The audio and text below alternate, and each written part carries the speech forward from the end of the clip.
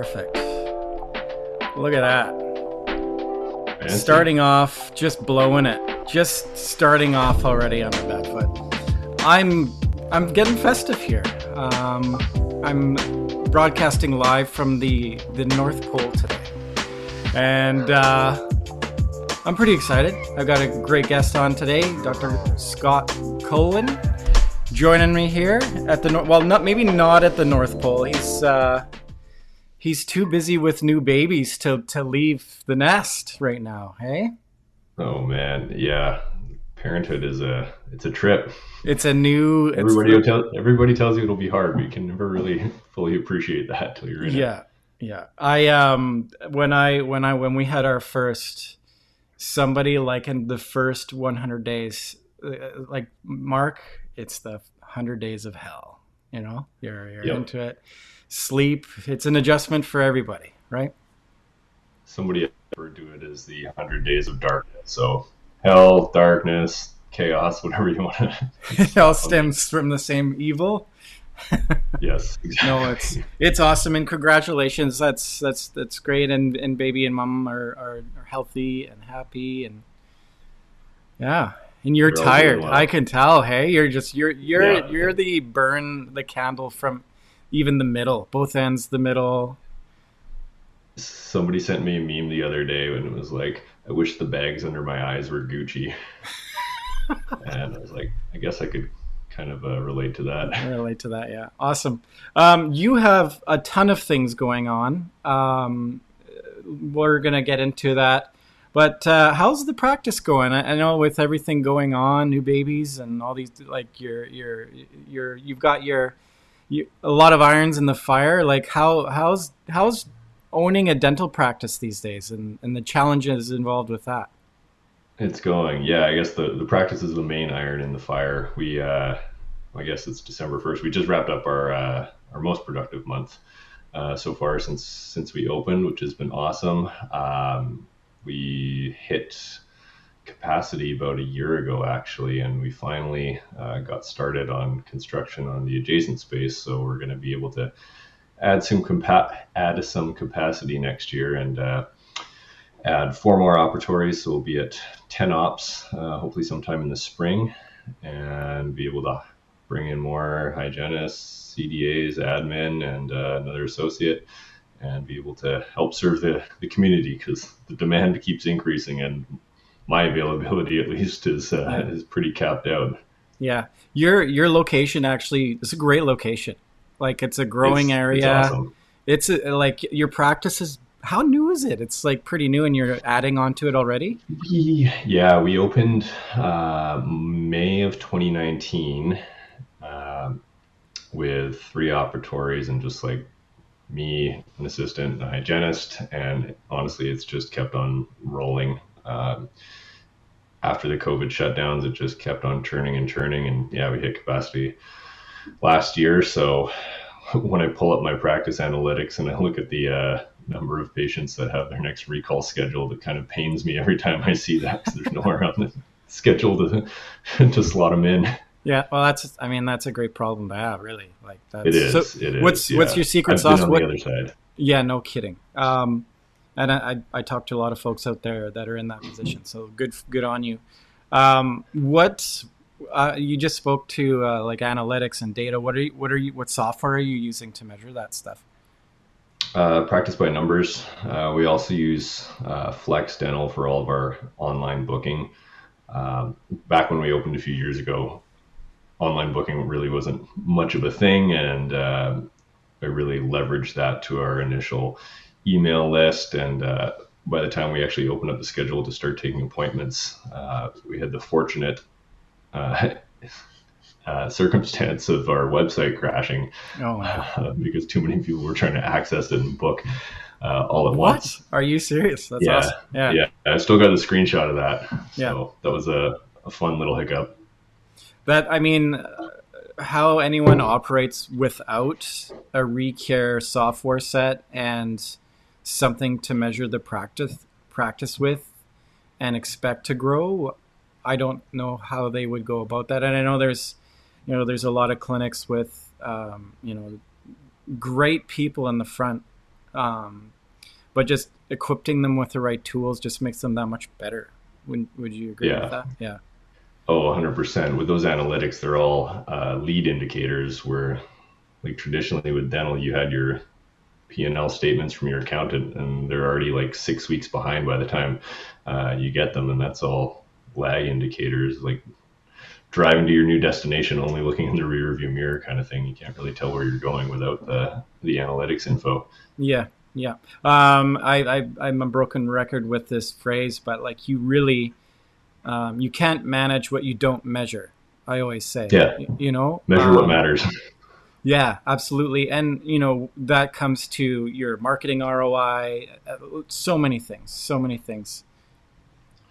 Yeah, yeah, yeah. So other than the practice, what else, what other irons are in the fire right now for you? Well, I mean, there's the practice, and then there's the whole expansion of the practice, which is Yeah. another project on the side to manage and coordinate and pick out equipment and all that fun stuff.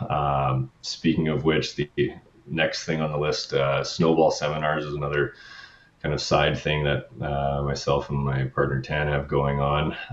It's basically a 2-day seminar that we're running in April, and we talk about all aspects of startup clinics. He's done a few out in Calgary, and I've been in a big group in Calgary that had done probably about 13 to 15 startups, so I was kind of immersed in that. Not to mention my one here in Vancouver. So this is going to be the third session that we're running. And then the other thing that we launched, when was that? Back in October, was a buying group for dentists, Right. basically a group purchasing organization called Kakebo Dental Network. And basically what that is a network of clinics that we basically use our, yeah, there you go, there's a website. We use our size to negotiate pricing and discounts and various value adds from a variety of vendors. And basically, I'm just adding on vendors and trying to add on as many vendors as we can to basically help the general everyman dentist experience a little bit more cost savings that's typically only available to bigger group practices or DSOs. And basically, like, I don't think independent dentistry is dead by any means, and just trying to basically give those dentists a little bit of a leg up in the rising cost of business that we find ourselves in. Yeah, no doubt. And there's, yeah, we all know that the big, like, buying power is a thing, right? So, Yeah. whereabouts is where's the group at this point?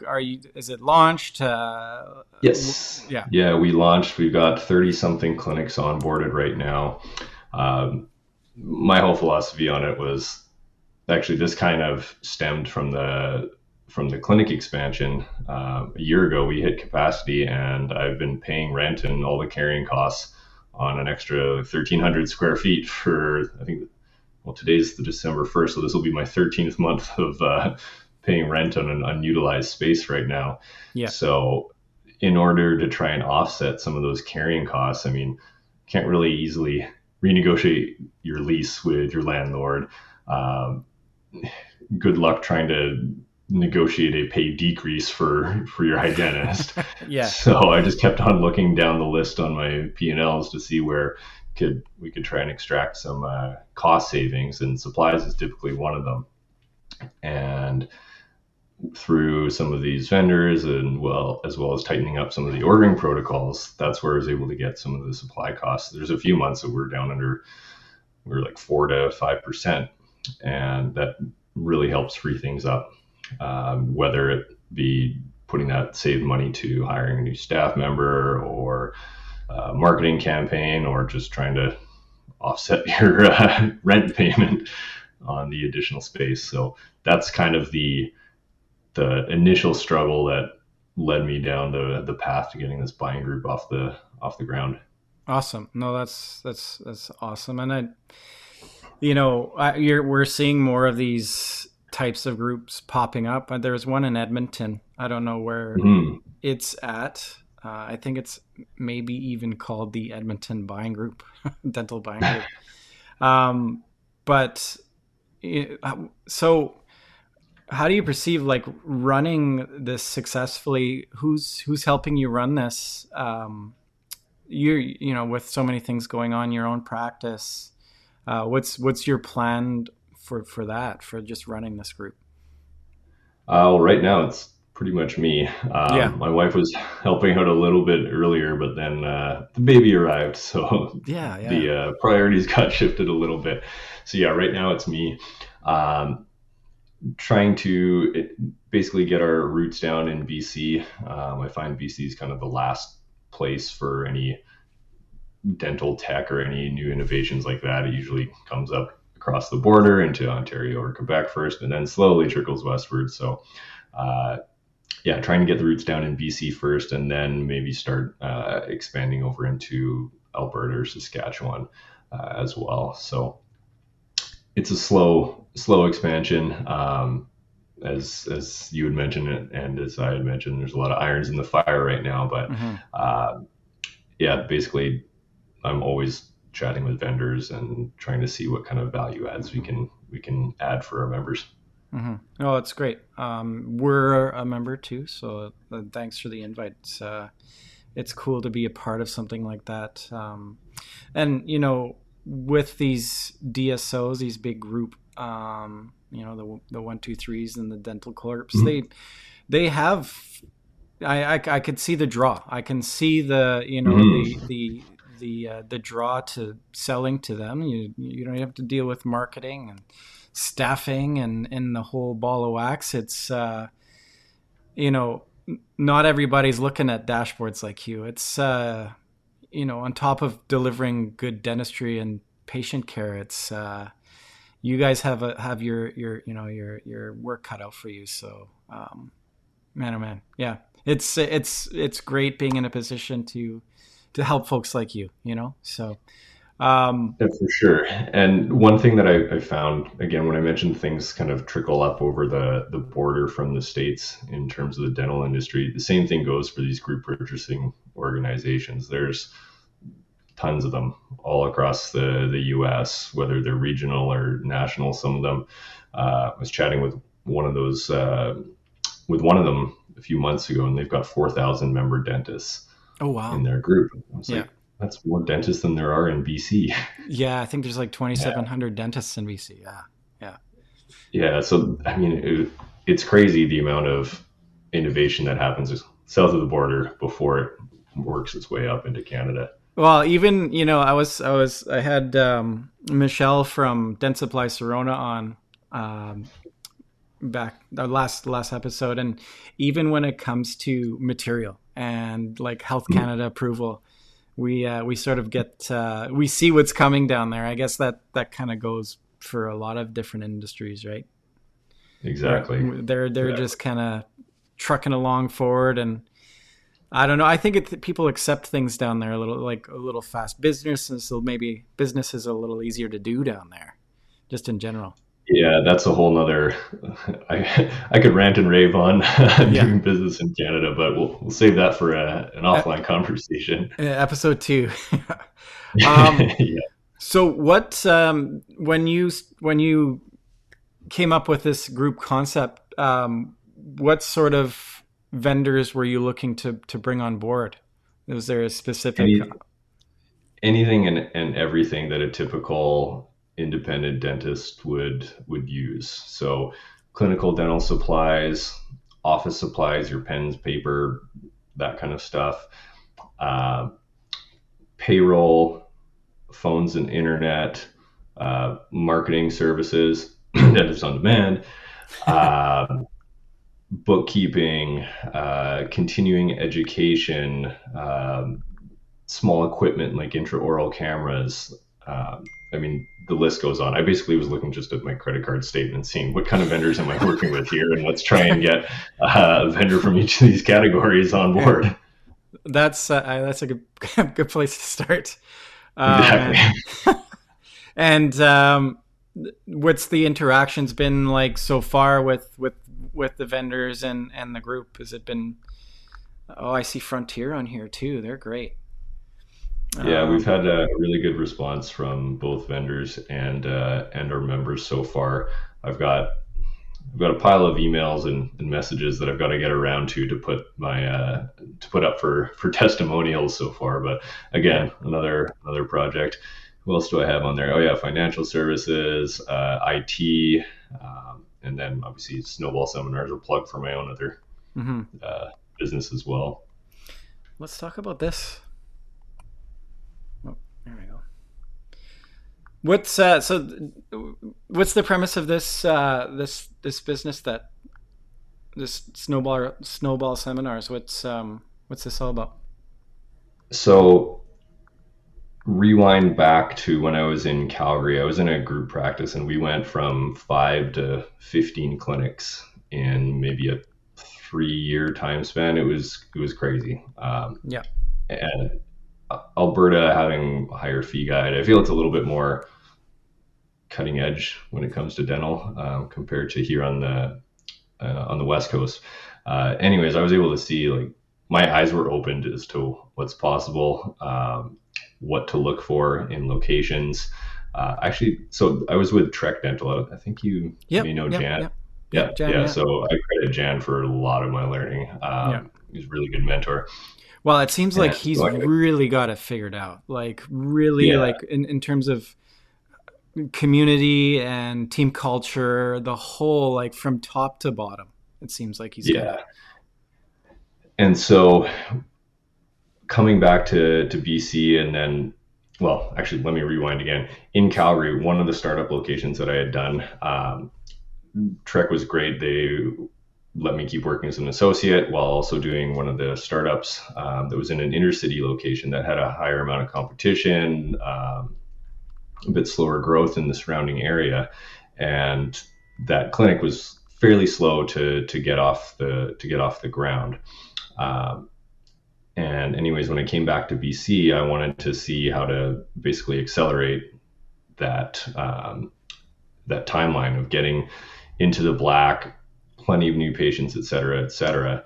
And just chatting more so with my dad. He's an industrial project manager, just on ways to be able to save money, things to look for. Uh, Basically, River District kind of blew everything out of the water in terms of what my expectations were in terms of clinic growth. And shortly after COVID had happened, myself and Tan, who's a UBC fellow UBC grad, we decided to put our brains together and put together a little seminar series that is beneficial for Canadian dentists. We talk about anything and everything related to startups, whether it's, should I even do a startup? Does it fit with my current life circumstances and goals? Location, demographics, floor plans, how to analyze the space, work with a designer. We bring in a designer that's done a bunch of dental clinics to help walk us through what to look for, how to make an efficient plan. We pull um, design cues from heavier industry. I used to work as a cabinet maker back in the day. Not that it's heavy industry, but some of the kind of workstation setups pull some design philosophies from that industry. We talk about legal finance. We bring in lawyers. We bring in real estate investors that are big into the healthcare realm. Uh, Chat a little bit about marketing, ways to save on equipment, because when people are going through these startup phases, it's really easy just to hand everything off to a big dealer. Um, and don't get me wrong, dealers are great, but there's always going to be their financial incentive to sell equipment, cabinetry, et cetera, that may not be the best thing that a startup dentist needs at the time. Because when you're going through a slow startup, and like I said, I've seen both of them, you need cash. Yeah. And if that's Yeah. up in stuff that is not producing, Well, then it can be especially really easy. when you're sitting on student debts and everything as well. Yeah. Exactly, exactly. So we basically wanted to put together a seminar to help walk people through how to make fiscally responsible decisions when it comes to doing a startup, and kind of help them get off on the right foot. Because yeah, we've seen both ends of the spectrum, and one end is way better, to way less stomach lining lost. Yeah, no doubt. compared And to being in the I red the whole mean, time. I don't. I've got a lot of friends in the distributor. Like they're great people, and it's there is financial incentive for them to sell that equipment and build those practices. So um, you know, it's great to have the control through that process, right? Exactly. And I mean, whether it's dental startups or investments or parenting or whatnot, it's a lot more prudent to take advice from people that have walked the walk Sure. before Yeah. and had to go through all of the pros and cons or hardships that are involved from being in the owner dentist shoes. Yeah, and you're not selling any of the equipment. You're just selling the training and the know-how, and that's Selling the information. yeah, I don't make any money yeah, off the equipment that they buy yeah. or Brought to you by ADAC, rates that they right? lease or anything like Yeah, that. yeah, But I mean, yeah. if they want to sign up for Kakebo Dental Network, that's another story. There you go. Hey, oh, I see what's going on. Like you're vertically integrating everything together. It's There brilliant. you go. Yeah, no, this is it's great. You're doing a lot of things. This is amazing. And so what this whole entrepreneurial brain mindset? Where did this all start for you? That's a great question. Well, probably my dad. I'll put it that way. He was a manager for a big.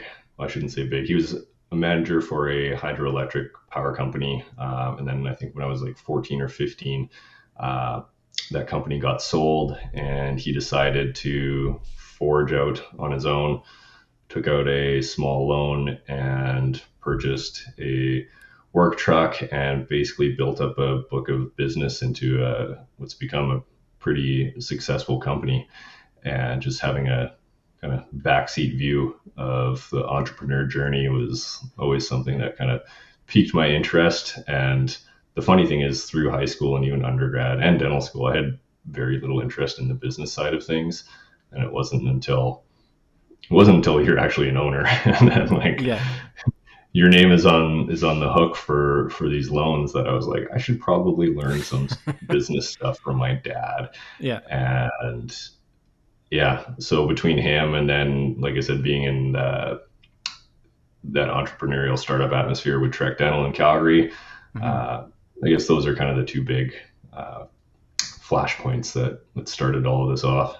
Are you still in pretty close contact with Jen? You guys chat I all the chat with time? them every now and then, and I Yeah, don't know if you know Wally from their group yeah, as well, but uh, yeah, I definitely still chat with them on yeah. a Like regular basis. I could just see Jan. Like you call him up, you have a problem with anything, he'd be the guy to like kind of stop and help you out. It's the kind of guy Yeah, that crosses me out. Yeah, that's a pretty good mentor too. You know. yeah. Yeah. And then I guess my brother moved down to San Francisco 3 or 4 years ago, and he's been heavily involved in all the Silicon Valley tech startup stuff. And it's really interesting chatting business with people that work in other industries because when you compare it to dental, we're pretty small beans Oh yeah. compared to a lot of these companies that are either in Silicon Valley or industrial energy. Like you want to talk bigger risks, bigger numbers. Those are a couple main industries to get involved with. So yeah, they've always got an interesting perspective on the things that I bring up to chat with them about. Yeah, and I think it's cool to talk about how it works in different industries too. I think if you got the blinders on, I think it opens up your perspective to things if you see different angles to how it all plays out, how the numbers work, and um, it's hard to we get so lost in our own track, right? We've got Um, the tunnel vision loops on and forget yeah, what's going on yeah, in yeah. the rest of the world. Yeah, yeah. What? Okay, so I'm a dentist, or I'm going through school right now. Where do I even begin? Like, I'm getting out of school. I'm, looking at all these groups. I'm looking at it, maybe associating somewhere. Where do I even begin? Loaded question. It really depends on what you want down the road. I mean, dentistry is a really great profession in that there's so many different avenues that one can choose to follow. So I mean, for a new grad, I think having exposure to as many of those different paths right off the bat would be beneficial, because the earlier you learn things about factors that may inform your future career decisions, the better, because you can't get that time back. Yeah. And you start going down the wrong path and don't realize that there's a better one that's better suited for what you want, then it's hard to backtrack up the road and then take the turn off down that other path. So, I mean, exposing yourself to as many like study clubs, shadowing, trying to get into CE courses that may offer like student discounts. Um, there's a bazillion Facebook groups, lots of stuff going on down in the US, obviously, in terms of continuing education and all the other things that happen in our dental industry. So, yeah, just really expanding the horizons of what's possible in the industry. Because I know, at least for when I went through school, like it was pretty fairly common to be in that path where the next step is, oh, I'm going to go be an associate. And I know nothing about business, which, to be fair, I didn't, but that doesn't mean we can't learn it. Yeah, sure. And yeah, learning it earlier, I think, would be a huge piece of advice. Well, I mean, in this day and age, the amount of information that's available, we're lucky, I think. Oh, it's insane. Right? I We're mean, so thinking back, lucky. like 2023, this was my 10-year anniversary. And I'm thinking back when I finished dental school, like Instagram wasn't really a thing at all. Hmm. We weren't doing Zoom calls. There wasn't really anything streaming. And then now, I mean, you can go online, look at Instagram and just get daily feeds of, oh, this is how my crown preps could look. I Yeah. should up my game. Or, I mean, pull up any of the interviews that you've had on the Dentist on Demand Instagram page and just start listening for free on your commute. Yeah. It's insane the amount of information at our fingertips, and I think it's also insane to not take advantage of it. Yeah. And then watch a YouTube clip on how to do the backsplash for your kitchen, right? Yeah, exactly. Plans for Christmas? You guys just gonna hang out and We just are exist? hunkering down. Yeah. Maybe we might get some snow up here, which would be great. And I am, yeah, just going to be trying to catch up on lost sleep, and then probably get a few more calls in with some vendors Nice. during the break, and yeah, relax. Awesome. It's been a heck of a year, so Yeah, I would say. recharge for next year. Yeah. What's first up for 2024? What's the first quarter? What's the goal? Ooh, What's the plans? what do we have going on? There's a whole bunch of stuff. I've got a Sure Smile event in January. I've got a Europe vacation, PDC speaking on the Saturday, the snowball course. I guess we're getting into the second quarter of the year, but there's a lot going on. Yeah, that snowball's on April 20th, 21st. April 20th, 21st. Yeah, exactly. Where just go to the website and get information. Is that sort of the best method? Yeah, snowballseminars.com. For any of your listeners, if they can input the code DOD10, they'll get 10% off Nice.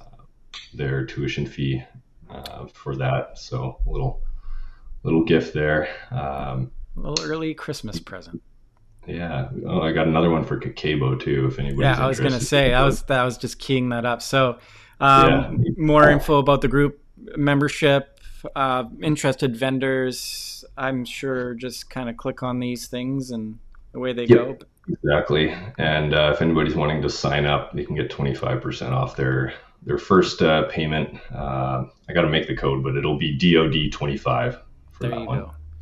We'll make sure that we throw that in the description so that Much appreciated. making it easier for people is always Exactly. good. Exactly. Awesome. Life is hard enough. I know. Like, let's simplify, right? Let's simplify. Yeah, right. Good luck. Any last thoughts before I let you go back to it?